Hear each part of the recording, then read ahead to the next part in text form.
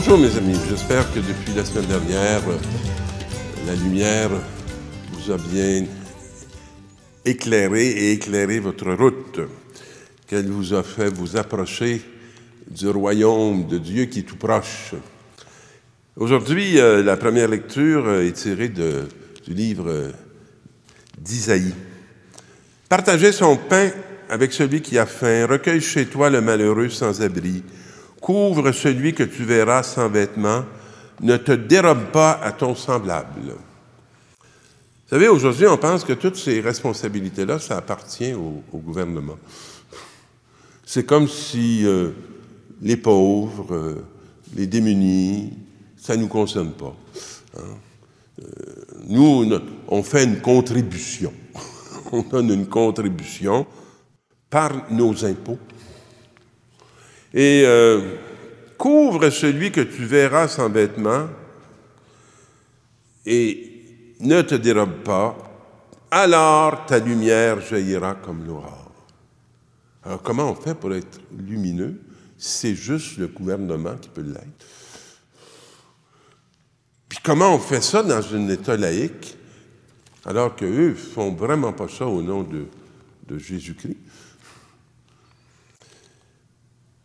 Ta justice marchera devant toi. C'est beau ça. Hein? Dans les rencontres que tu vas faire, en faisant la justice de Dieu, elle va te précéder. Et la gloire du Seigneur va t'accompagner. Il y a comme une expérience de Dieu, de l'être de Dieu, qui se vit en posant des gestes qui sont plus grands que nous, qui sont à la mesure de l'infini de Dieu. Alors, si tu appelles, le Seigneur répondra. Si tu cries, il dira, me voici. C'est beau, c'est l'inverse. À mon ordination, on m'a appelé par mon nom, puis j'ai dit, me voici. Mais si tu fais ça, et tu cries, lui va dire, me voici. On le fait venir, on le fait advenir par notre cri. Si tu fais disparaître de ton pays le joug, le geste de menace, la parole malfaisante, et si tu donnes de bon cœur à celui qui a faim, et si tu combles les désirs du malheureux, ta lumière se lèvera dans les ténèbres, et ton obscurité sera comme la lumière de midi. Mes amis, moi j'ai le goût d'expérimenter ça, vous savez. Puis quand je m'ouvre à mes frères qui sont pauvres, quand je reçois à ma table des gens qui ont faim, quand je fais tout ça, c'est pas pour être un bon gars. C'est pour faire advenir la lumière qui a été donnée en Jésus-Christ. Et le recevoir, et me retrouver en lui. Paul nous dit, « Frères, quand je suis venu chez vous, je ne suis pas venu vous annoncer le mystère de Dieu avec le prestige du langage humain ou de la sagesse. » On sent là qu'il va dépasser l'humain. Ça va aller plus loin. Hein? Et qu'il ne se fera pas valoir pour montrer qu'il est bien intelligent, puis il l'était, Paul, là. Il était très érudit.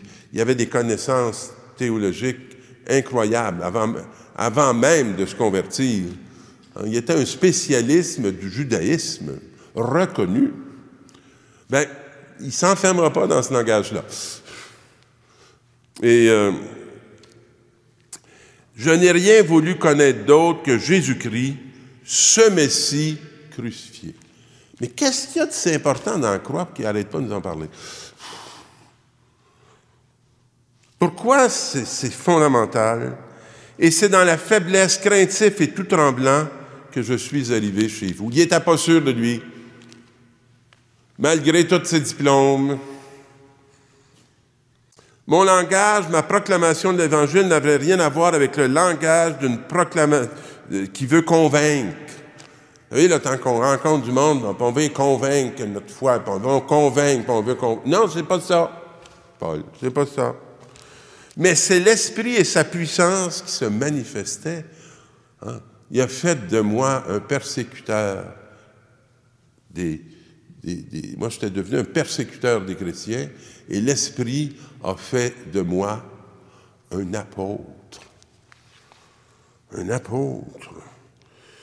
Pour que votre foi ne repose pas sur la sagesse des hommes, parce qu'il y a bien des choses qui ne pourront pas se régler, mais sur la puissance de Dieu qui nous est tout à fait révélée dans la croix de Jésus. Quand vous êtes libre au point de vous retrouver là pour vous offrir et vous donner, ça dépasse le langage humain. Comme les disciples s'étaient rassemblés autour de Jésus sur la montagne, il leur disait, « Vous êtes le sel de la terre. Et si le sel se dénature, comment redeviendra-t-il du sel? » La mission des chrétiens, c'est toute beauté, la mission des chrétiens. Avez-vous déjà pensé faire une soupe, puis dans le chaudron, là, mettre la moitié du chaudron du sel, puis après ça, de faire lever votre bouillon? Pensez-vous qu'il y a beaucoup de monde qui vont manger ça? Non. Mettez un peu de sel. Et c'est ça, les chrétiens. C'est un peu de sel. Ça ne demande pas de couvrir la terre de sel. Non, ça demande du sel. Puis nous, on est le sel de la terre. Puis si on n'a plus la nature du Christ,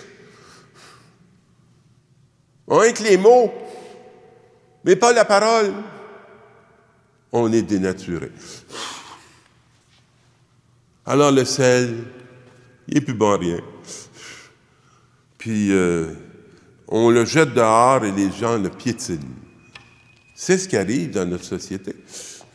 Nous, qui étions 90% de la population québécoise, on nous a jetés dehors et piétinés. Notre foi qui n'annonçait plus et n'apportait plus la lumière qui vient de la conversion. Vous êtes la lumière du monde. On peut s'enorgueillir. Alors on va s'éteindre tout de suite. Parce que l'orgueil, c'est pas une lumière. Une ville située sur une montagne ne peut pas être cachée. Alors, notre foi, là, on ne la vit pas en cachette, même si on nous dit que c'est privé dans notre monde. Il n'y a rien de moins privé que la foi. Parce que les effets de la foi, ça transforme le monde. C'est pas privé. On n'allume pas une lampe pour la mettre sous la boisseau. Tous les gens qui ont travaillé à vous éduquer dans la foi, à vous faire croître dans la foi, c'est-tu pour que vous preniez ça puis vous cachez ça? Mais non, c'est pour qu'elle soit perceptible, qu'elle soit vue. Et on la met sur le lampadaire et elle brille pour tous ceux qui sont dans la maison. Que votre lumière brille devant les hommes. Pas pour vous faire valoir. Non, non. Là, pas dire, oh, il y a la foi, c'est-tu beau? Non, non, non, non, non, c'est pas ça. C'est, alors, en voyant ce que vous faites, pas ce que vous dites, ce que vous faites et ce que vous êtes, ils rendront gloire à votre Père qui est aux cieux, parce que c'est lui qui vont voir et c'est pas d'abord vous. Alors demandons au Seigneur le chemin de l'humilité et la grâce de la foi que nous pourrons mettre en lumière pour le bénéfice de tous nos frères et sœurs humains. Amen.